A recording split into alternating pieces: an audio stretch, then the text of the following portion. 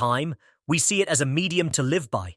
60 seconds in a minute, 60 minutes in an hour, 24 hours in a day, 365 days in a year, 10 years in a decade. We don't really pay attention to it. Unless we're running late, then time itself becomes an enemy. It becomes something we are trying to beat.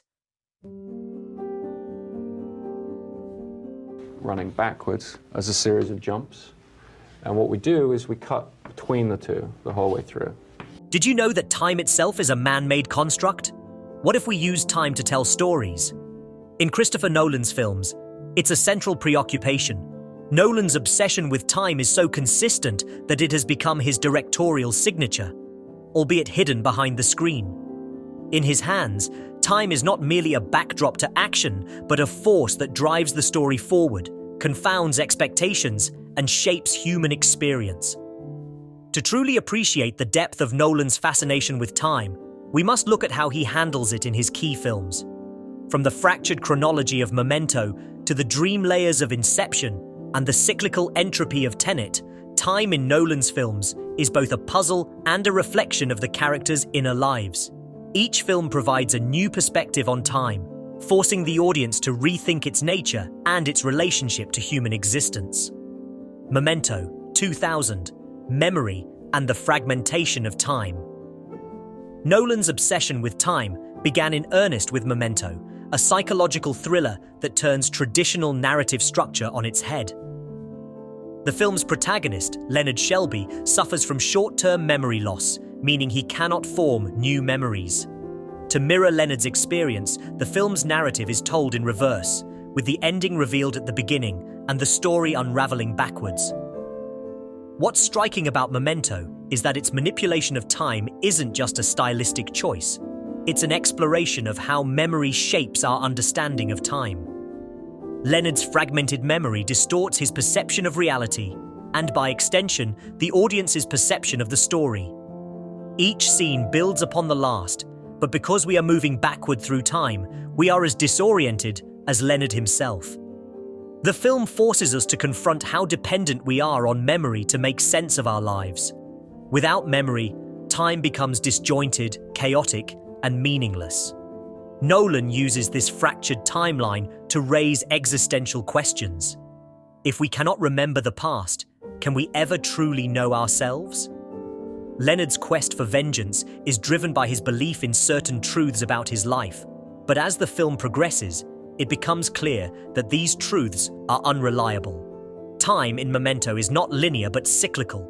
Leonard is trapped in an eternal loop, endlessly searching for meaning but never finding it.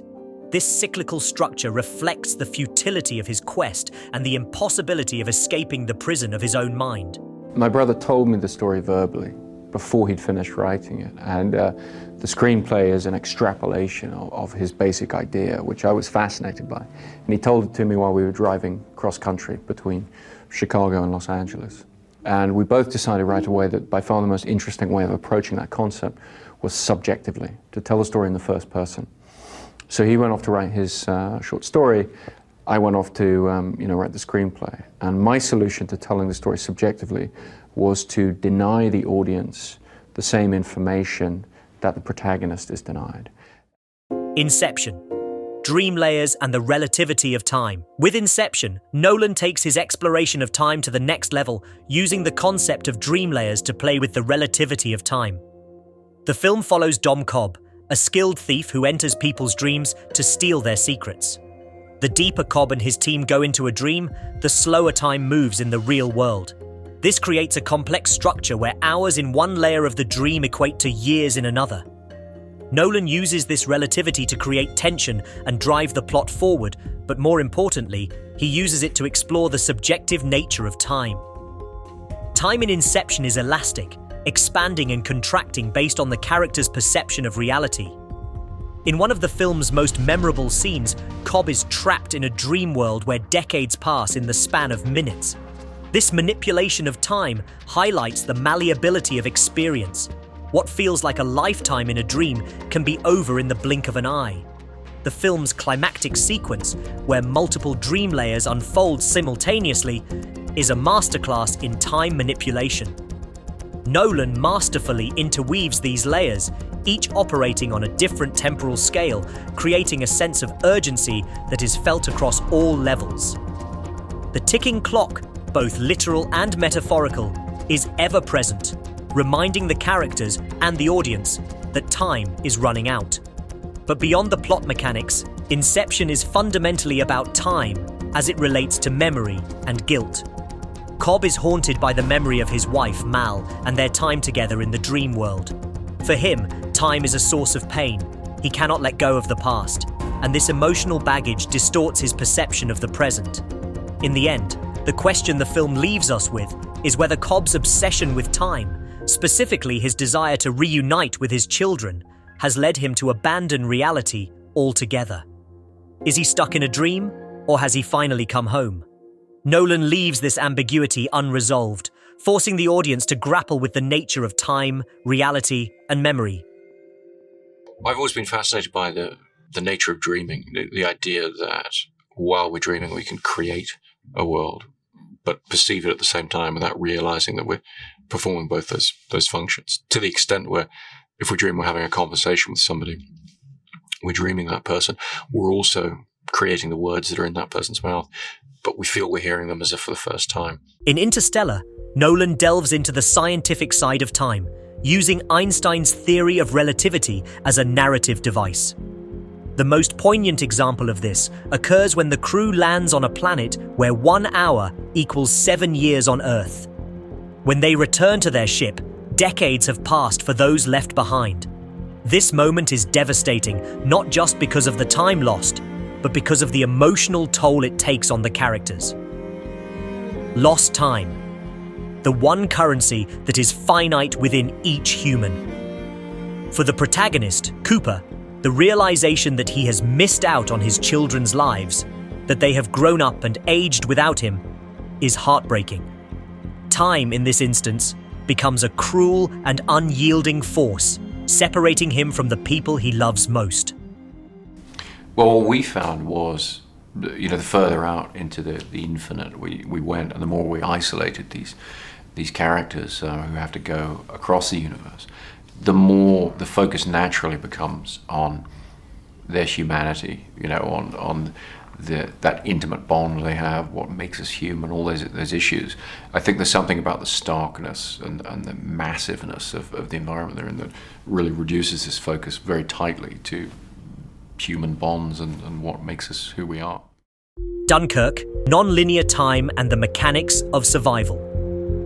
While Dunkirk is, on the surface, a war film, Nolan's manipulation of time transforms it into something far more profound.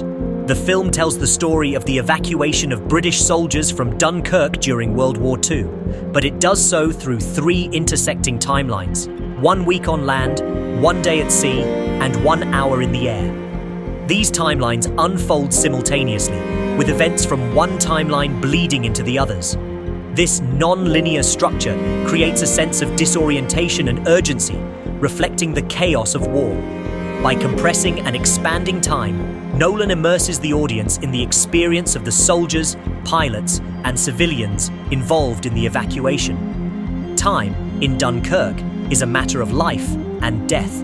It dictates whether the soldiers will survive or be stranded on the beach, whether the pilots will run out of fuel before completing their mission, whether the rescue boats will arrive in time. What's fascinating about Dunkirk is how Nolan uses time to build tension without relying on traditional character development. The film is almost entirely driven by action and the mechanics of survival. The lack of backstory or dialogue forces the audience to focus on the immediacy of the situation, where every second counts. By intertwining the timelines, Nolan creates a sense of inevitability. Time is constantly running out, and the characters are at the mercy of forces beyond their control. And so I wanted to address the story very much in the language of suspense. That's the most visual language of film there is. And so it leads you towards an approach stripped down of dialogue. Tenet, the paradox of time and entropy. With Tenet, Nolan pushes his exploration of time to its most extreme limits. The film introduces the concept of inversion, where objects and people can move backward through time. This reversal of entropy creates a world where cause and effect are no longer linear. Events can unfold in reverse, and the future can influence the past. Beneath the high-concept sci-fi, Tenet is also about the human desire to control time. The protagonist, also known only as the protagonist, is tasked with preventing a future catastrophe by manipulating time itself. Yet, as the film unfolds, it becomes clear that time cannot be controlled or reversed without consequences. Nolan uses the concept of inversion to explore the tension between free will and determinism. Can we change the future, or are we doomed to repeat the same mistakes? In the end, Tenet leaves us with more questions than answers. Nolan seems to suggest that while we may never fully understand time, our choices still matter. Time may be a puzzle, but it is one that we must continue to engage with, even if the solution remains elusive. Christopher Nolan's films are more than just cinematic experiences. They are meditations on the nature of time itself. Whether through fractured narratives, dreamscapes, or scientific principles, Nolan continually pushes the boundaries of how time can be represented and understood. For Nolan, time is not a passive element, but an active force that shapes our perception of reality, memory, and human connection. By manipulating time, Nolan invites us to question the very fabric of existence. How do we experience time? Can we change the past? How does time shape our relationships, our decisions, and our sense of self? Through his films, Nolan offers no easy answers, but instead, he encourages us to wrestle with these questions ourselves. Time, in Nolan's universe, is both a gift and a curse, something to be feared, revered, and ultimately understood. And it is this relentless exploration of time that makes his work so profound.